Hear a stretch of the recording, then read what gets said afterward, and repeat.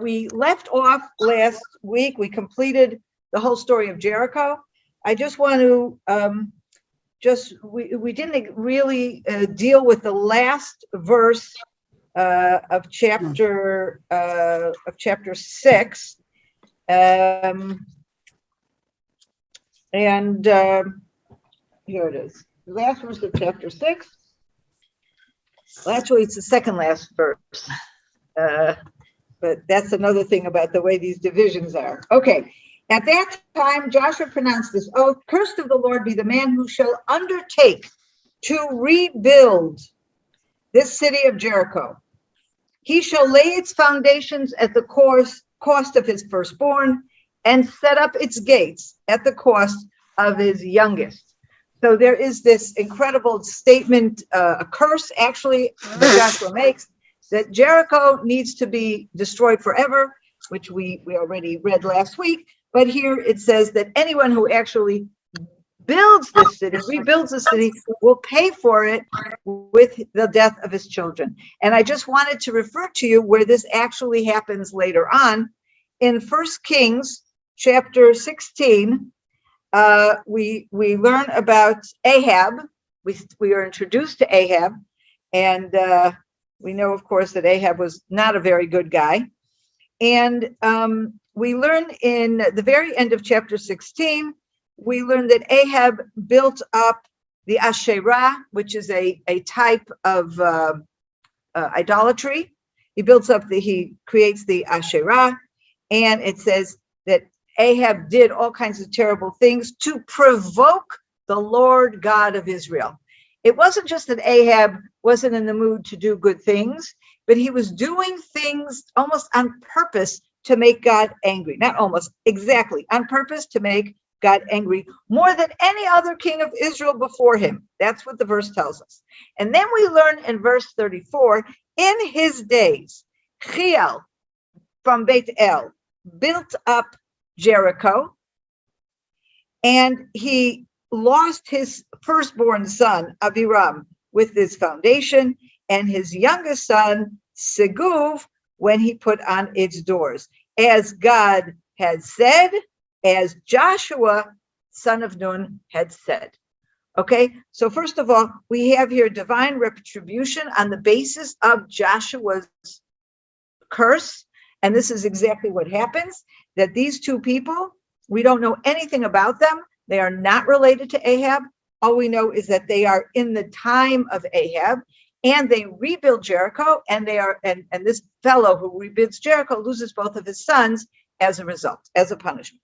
Now, I would just comment, first of all, we could see it's very interesting, of course, that Joshua makes this curse, and generations later, we see this happening, playing out in 1 Kings and referring back. So it's very tidy and very neat. But I think there is additional significance here. First of all, we do know that, I will restate the verses in Kings. We're 1 Kings chapter 16, verse 34. Verse 33 and 34.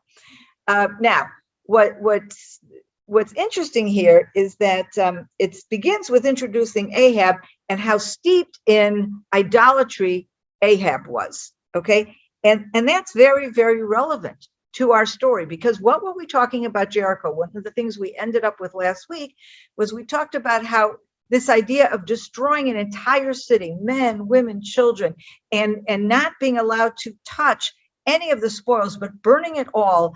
This is something that is way beyond what was part of the original instruction on how to capture a city in the land of Israel. And it reminds us, is very similar to the story of a city in Israel, when the entire city is taken over or becomes immersed in idolatry. And in that same way, a city like that, you destroy every person in it, and all of everything and the property and everything is burnt. Okay. And here we have this rebuilding of Jericho. Jericho, that city that is symbolic of a city steeped in pagan worship, a city that whose very king calls out to defy God He is this first Canaanite king that is going to close up his city and fight against God, as we discussed last week. It's very relevant that in the time of Ahab, when Ahab, on purpose to defy God, goes out of his way to bring in pagan worship, and scripture tells about him that he defies God more than any other king before him. It is no coincidence, I believe, that it is in his time that you have this individual deciding to go out and build Jericho. It's coming from the same place. I will defy God. I will defy this, not just some curse. I will defy God. I will defy the very destruction of pagan worship that the destruction of Jericho represented. I am going to defy that. Now, once Jericho is rebuilt, we do know in Jewish history that Jericho, especially during the Second Temple period, is a place where Jews lived. It was a city. It was nothing wrong once the place was rebuilt, and then it becomes a city and it's rebuilt very differently, and there is no pagan worship there afterwards. I'm not talking about during the time of Ahab. I'm talking about much later.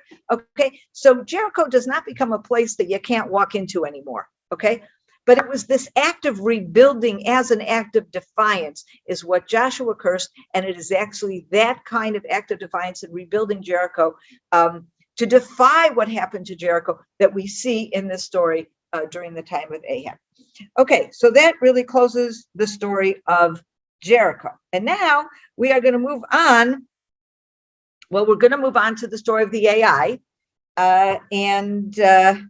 But let's begin first with chapter 7. Although, again, I get confused because of the way the paragraphing looks. Okay, so the last verse of chapter 6 is again, the way the paragraphs are set up in the Hebrew tradition, the Jewish tradition, is that the last verse of chapter 6 is actually part and parcel of the first verse in chapter 7. So let's read them together. The Lord was with Joshua, and his name spread throughout the land. The Israelites, however, violated the proscription. Again, here we have that word cherem. We're going to be dealing with it again this time. Achan, son of Carmi, son of Zabdi, son of Zerach, of the tribe of Judah, took of that which was prescribed, and the Lord was incensed with the Israelites. And I'm putting these two verses together because we have a contrast going on here.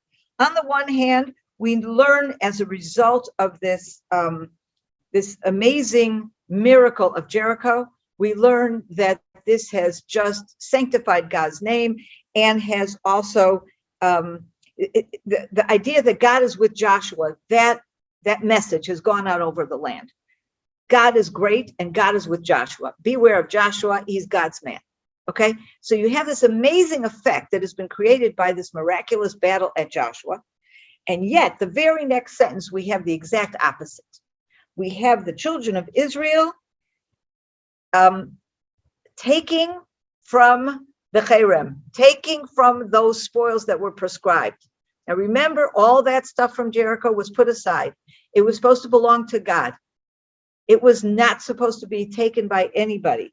And yet we have first a sentence that says, as if the entire nation took part in this taking from the cherem. And then we learn that it really isn't the entire nation. It is one man whose name is Achan. And yet God is mad at all of Israel. That's an introduction. Now, at this point in time, of course, Israel doesn't know that anyone's mad at them, that God's mad at them. And Achan doesn't know that God is mad at him. And Joshua doesn't know that God is mad at anybody. Okay? That is only something that we will discover and they will discover later. Okay. So then we have the beginning of the battle for the AI. And I want to just point out certain specific things here because we will see how relevant they become afterwards. One thing I just want to remind you again, based on the kinds of stuff we were talking about last week when we talked about the word cherem and how the cherem is translated as being a prescription, but it's also a proscription, something forbidden, but it also is a word that's used to refer to exterminate and to destroy. And what we're going to see here in this whole story, the cherem itself is the body of stuff, of possessions, that is the loot, or whatever you want to call it, that is supposed to be set aside as holy for God. It belongs to God. those who steal from that pile are stealing from the cherem, okay? Those who steal from the cherem, though, will end up being destroyed, okay? Which, if we remember, that's another use of the word cherem. So we have, again here, like we began discussing last week, this ongoing juxtaposition between what is holy and should have been set aside and what happens to people that disturb that take what is not there, that partake of the holy which doesn't belong to them, and then they will be destroyed. And so we have that play with the word cherem going on throughout this story. Okay, so let's see how this progresses. So Joshua, from his perspective, he thinks everything's fine, and he's preparing, he's going to prepare this war for the AI. And he sends some people out, go check it out, bring us back a report, okay? Verse 3, they come back to Joshua and they say to us, what do they say to him? Don't bother sending all the nation. It's a waste. This is going to be easy. These people in the AI, they're half asleep. They don't know what's going to hit them. Don't waste more than 2,000-3,000 people. That's it. That's all we need. It's going to be easy. And Joshua trusts these people. And he says, okay. All right. So they take 3,000 people and they go and they just do this frontal attack. They just walk into AI, no plans, no strategy, not very many people, 3,000 people, and they just go into AI and they think, oh, this is going to be great. But as they're approaching AI, they got caught, right? The people in AI see them, they chase after them, they slaughter a whole bunch of them, and the rest of them run away, fearful for their lives. And at that point, terrible, terrible crisis. Because first of all, Joshua doesn't know what happened. He's saying, oh my gosh, I thought we're on a roll. We're right after Jericho. Like, what's going on? What happened? And he is feeling terrible. And then he turns to God, Joshua, and he says, why did you bother bringing us across the Jordan? If this is what's going to happen, we should have just stayed on the other side of the Jordan. I mean, like when I read this verse now, I was frankly a bit shocked, because this reminded me of the kind of complaining that we heard from the children of Israel in the desert under Moses.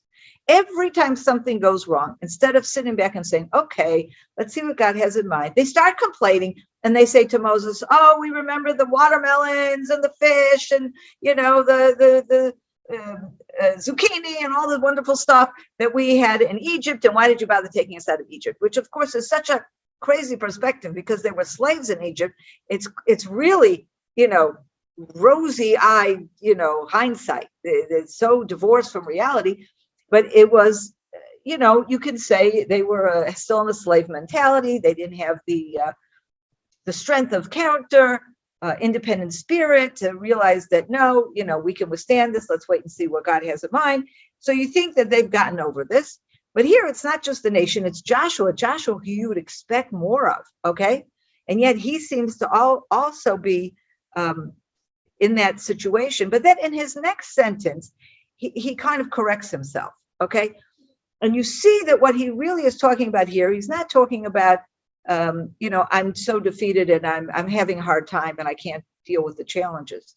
What he is saying is, if we were going to be in a situation that would actually create a desecration of God's name, you have this amazing victory in Jericho.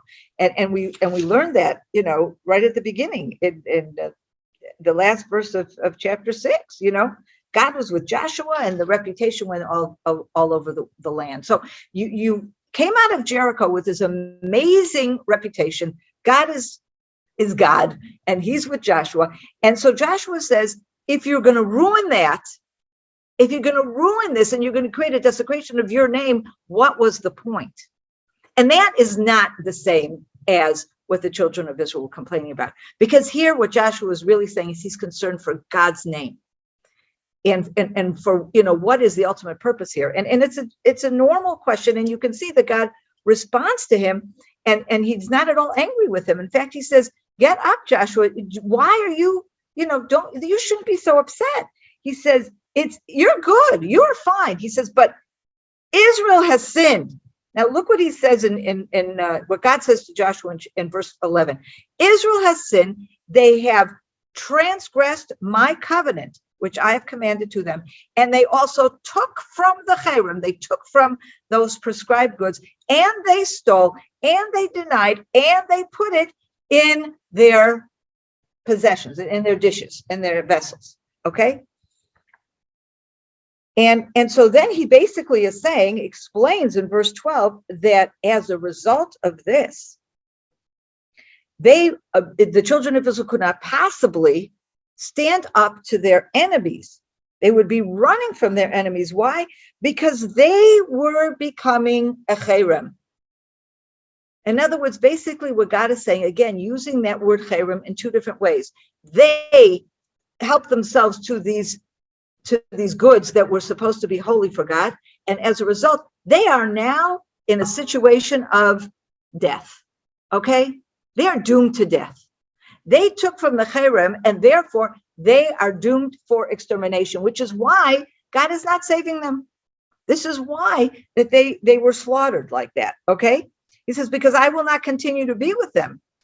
And he goes on to give Joshua instruction that in order to save the situation, they have to find the actual person who stole from the cherem, who stole from these goods. Okay.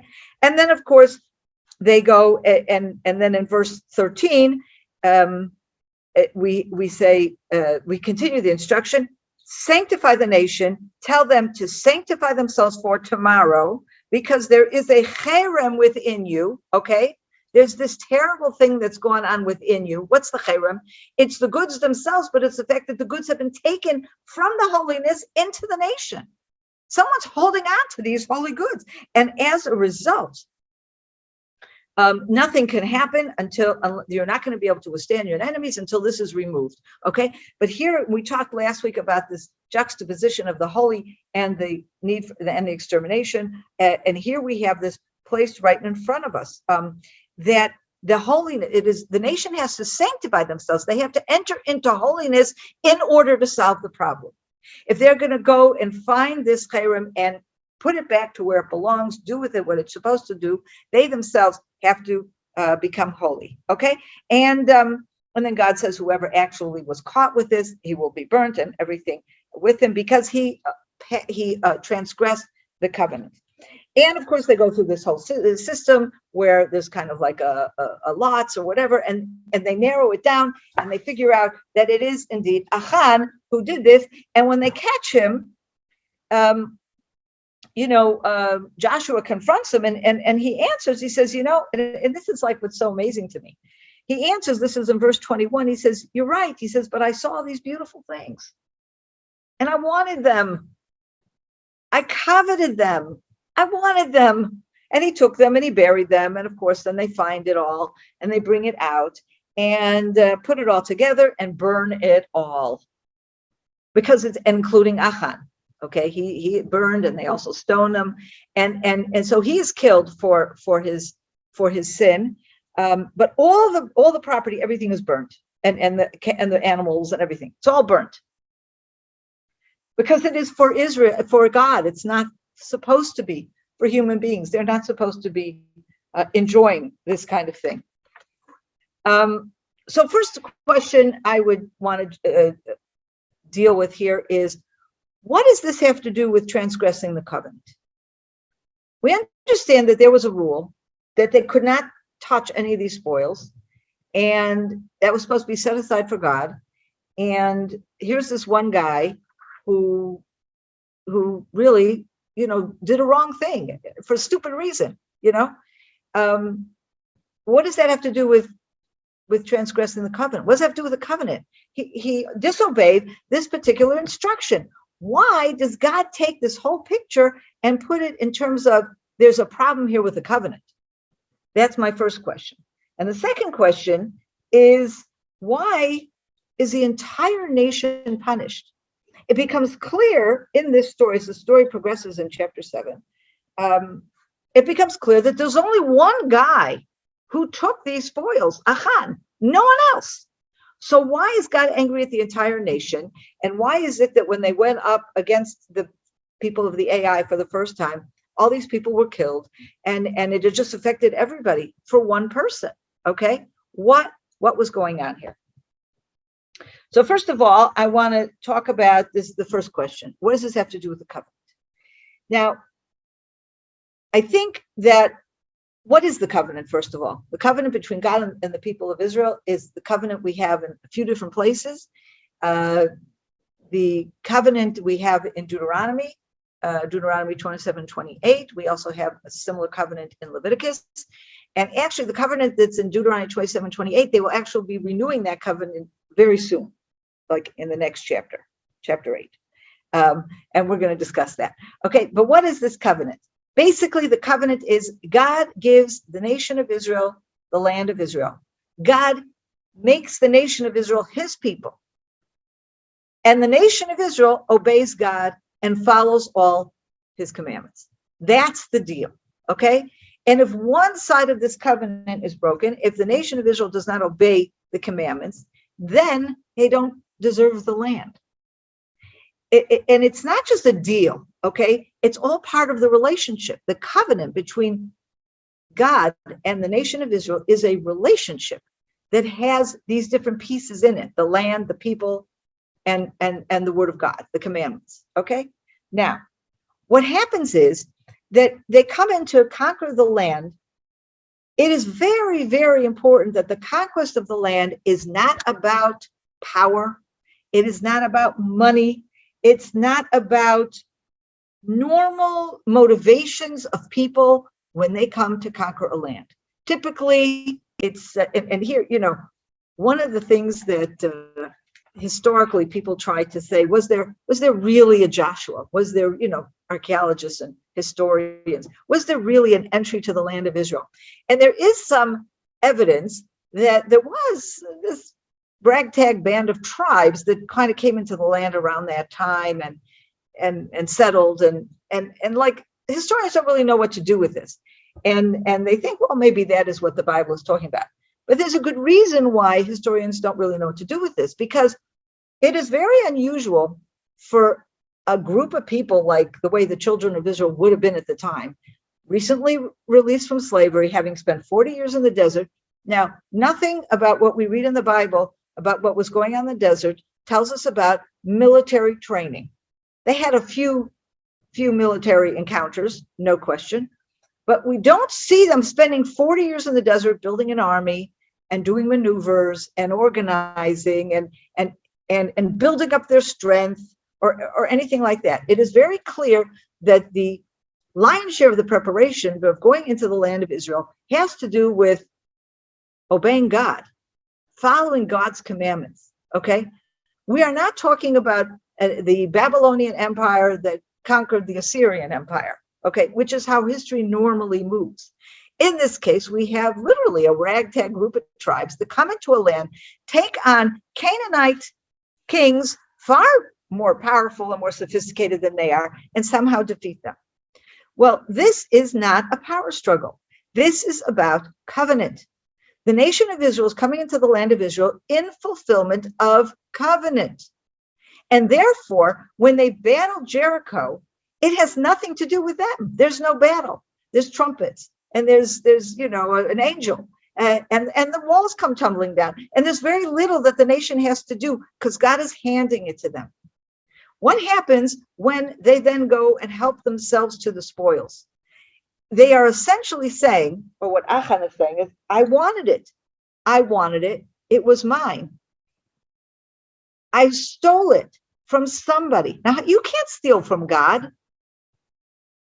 But to him, it was spoils of a war. I can steal from spoils. Okay, I'm not supposed to touch it, but okay. All right, so it doesn't really belong to me, but I'm going to take it.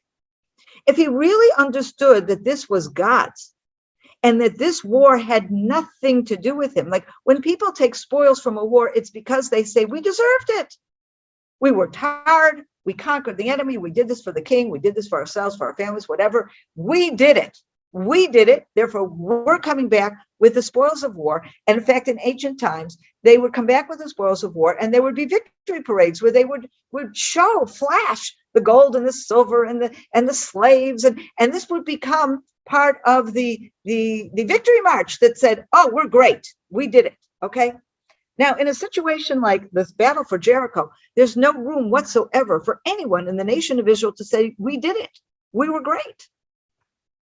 And so what we're seeing here in Achan's taking these spoils is essentially, it's breaking the covenant at its most basic level, because it's saying, this is not part of a relationship with God. This is not me taking possession of something God is giving me miraculously. I did it. I like these gold and silver things, and I covet it, and I want it. I'm going to take it. I'm going to bury it. Okay. The very fact that this kind of way of looking at it enters his mind means that there's a real problem here. But how does this affect the whole nation? Why are they also seen as having broken the covenant? And why are they also punished for what one man did?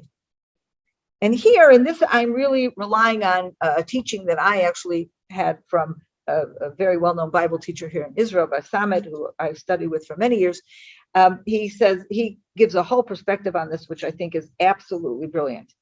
And he says, look at all of this. In addition to what I've said until now, he also says it's all about arrogance. Okay.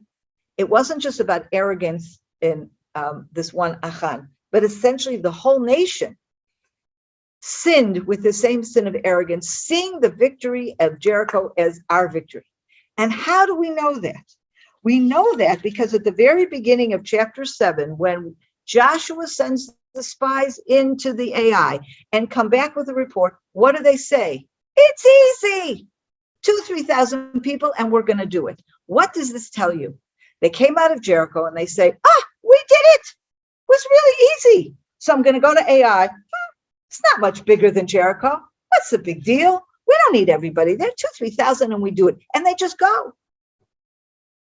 So first of all, they completely underestimate the enemy.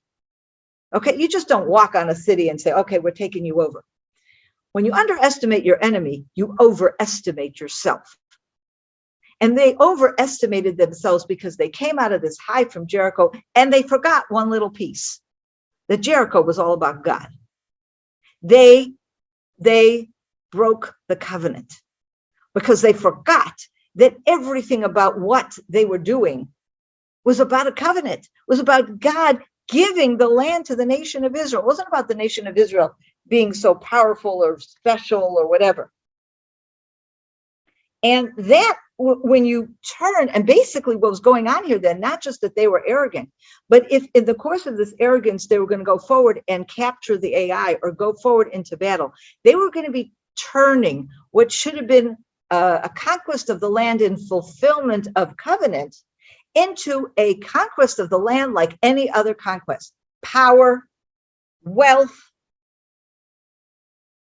becoming the empire, the new empire of the region. And that is not the message. That will create the ultimate desecration of God's name. You take God out of the picture, it all becomes about power and wealth, and then you don't deserve the land. You just don't deserve it because you don't realize that you're getting it by God's gift, not because you're powerful and you're good and you know how to fight a war. And that then was the fundamental problem that created the failure in the Ai. Not just that one man helped himself to the spoils, but there was an overwhelming sense of arrogance as a result of the success in Jericho that poisoned the way they approached the battle to the Ai. And you could see that also in a most practical way. Because of, as I said, the 3,000 people, and they just went. But if you go then look at chapter 8, when they redo the battle, and this time successfully, all of a sudden, Joshua says, no, we're going to redo this. He ignores what those other people said, and he realizes, number one, there's no place for arrogance. Now, this is not going to be a battle like Jericho. God makes it very clear, okay, this is not a battle that, the walls are going to come tumbling down. God says in chapter 8, he says, Don't be afraid. Okay, take with you the entire nation to war. Go up to the Ai. See, I will give it in your hands, the king of the Ai, his nation, his city, and his land. Okay, but it's very clear. He says afterwards, at the end of verse 2, he says, place an ambush around the city. Okay, place an ambush around the city. What is he basically saying to Joshua? I'm not going to fight this battle for you. I'm going to be there. I'm going to help you. But you've got to fight the battle with normal human means, which means sit back, take stock of the situation, and plan. Don't underestimate your enemy. And indeed, what he does is he takes a huge army, he divides it up, he uses a decoy team to get the nation, to get those people chasing after them, empties the city, has another group of people coming in, capturing the city, another group of people ready to fight the people who've run out of the Ai. It's a very complicated strategy. It's a strategy that indicates we have to be prepared. We cannot take anything for granted. But at the same point, we have something that's very, very significant, and that is in chapter 8, verse 18. Okay, just as about they're gonna, right there in the middle of the battle, okay, God says to Joshua, take the spear that is in your hand and stretch it out towards the city, towards the Ai. And that's what he does. And then we learn in verse 26 that Joshua kept his hand out there with his spear until they had completely destroyed the city of Ai. Now, of course, this reminds us of the angel that we met right before the battle of Jericho. There he had a sword in his hand. Here he has a spear in his hand. Okay, but there's a huge difference here. There it was an angel. Here it was Joshua. That battle was an angel battle. It was a total miracle battle. Here, that spear is kind of handed to Joshua. Okay, your first battle, I did it all for you. Now this next battle, you're going to have to do it. It's a real battle. But there's something supernatural about the way you're going to be helped, and that is represented by Joshua holding that spear over the city. But also reminded me of something else. Remember back in Exodus, right after they came out of Egypt, right after the parting of the Red Sea, they're attacked by Amalek in Rephidim. Okay, and they go to war with Amalek. And what happens? Joshua's down below. He, at this point, is the general. He's fighting the war. Moses is up on the hill, holding up his hands. Yes. And for as long as his hands are up, they will win. Okay? Again, we have this idea of someone stretching out their hands, representing God's shielding and protection over this battle. Then Joshua was the general. Now Joshua is the Moses, holding out his hand over the Ai. So we see here a lot of parallels, but I think the corrected version of the Battle of the Ai tells us everything that is done right in contrast to the way it was done initially. There's no arrogance. There's real planning. They take their enemy seriously. They understand that God will protect them, but they have to do their part. Okay. And the battle has transferred from a complete miracle kind of battle to a battle that is a physical, real battle with human strategy involved, but at the same time, God's protection represented by that spear that is held over the city. That's today's teaching on Joshua. Any questions? Thank you. Very good. Very good. Thank you. I like this. Yes, thank you. This has been a very different slant on the way I have read it before. It's very good. Sondra, Yes. regarding the walls of Jericho, is there an evidence that Joshua was there? I had a tour guide tell me that you can actually tell from archaeological evidence that the way the walls fell, if they had fallen inward, they wouldn't have been able to climb up and in, but if they fell outward, it made it easier for them to take the city. It could be, but I just don't know anything about that. Jericho has been in the hands of the Palestinian Authority for many years now. I remember going to Jericho years and years ago, but way before. I was in fact, there. I remember, And the tour Pardon? guide told us that. I couldn't tell. It just looked like a pile of rubble. Well, but when were you there? When were you in Jericho? At least to the year 2000. After the year 2000? In the year 2000. Because it was in well, that was already kind of out of bounds, but it could be the tourists were able to go there. We whereas did. We were not able to go there. Now, there are parts of Jericho now where some of the ruins are and stuff that you can go today with special permission or whatever, but I have not gone. And I don't know if you can go to the areas where the walls are. Some foreign tourists can, but we as Israelis can't. But anyway, I just don't know very much about it, but it sounds fascinating. One of these days, maybe we'll all take a tour in Jericho. Wouldn't that be great? Yeah. Sondra, Yes. when I was looking at this last week and looked up, I use Strong's Concordance, and when I looked up the meaning of the walls falling flat, it said that it comes from a primitive root that means to depress. So the image I got then was that the walls were pressed down into the ground. And so they were able to go straight up in front of them because the walls had virtually disappeared, which would explain why Rahab's house that was built on the wall would have ended up just flat on the ground like an ordinary house. No, her house had to have been standing because the instructions given I to don't her mean was. No, I don't mean it was knocked down. I meant that if it was on the wall and the wall was pressed down into the ground, then her house would end up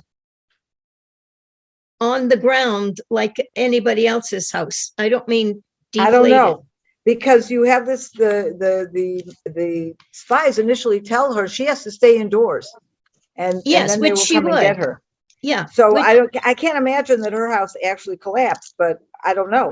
No, I don't mean that it collapsed. I mean that if it was on the wall, yeah. Then I see what you mean. And the wall was pressed down into the ground, then her house would stay upright. Oh, I see. In other words, her house is attached to the wall, so the wall comes down, but her house stays. Yes. Okay. Yes. That's possible. I'm trying to find where it talks about. Where does it talk about the wall being flat? At least flat is the English word that's used. Let's see. So the earth sort of swallowed the wall. Yes. Verse 20, it says the wall collapsed. Chapter 6, it says verse the wall 20. collapsed underneath. No, it doesn't. Vatipol just means fall. That word just means fall. The wall fell underneath it. That's what it is. It fell underneath it. So it's like it kind of get this shrinking down or something. I don't know. Wasn't there. That's the place where the verb is explained, or the word is explained as coming from an original meaning to depress. Well, it's fall, but yeah. It's not bending forward, it's falling. Yeah. Whatever. Anyway, this was a great discussion. Good to see you all, and I will look forward to seeing you all next week. Right. Okay. Bye-bye. Bye-bye. Thank you. Bye. My pleasure. I hope you enjoyed that video, and we'd like to be sure you're getting all of our video content. So just click on the subscribe button below, as well as on the notification bell, and that way you will have easy access to all our material. We look forward to staying in touch with you. God bless you, and have a wonderful day.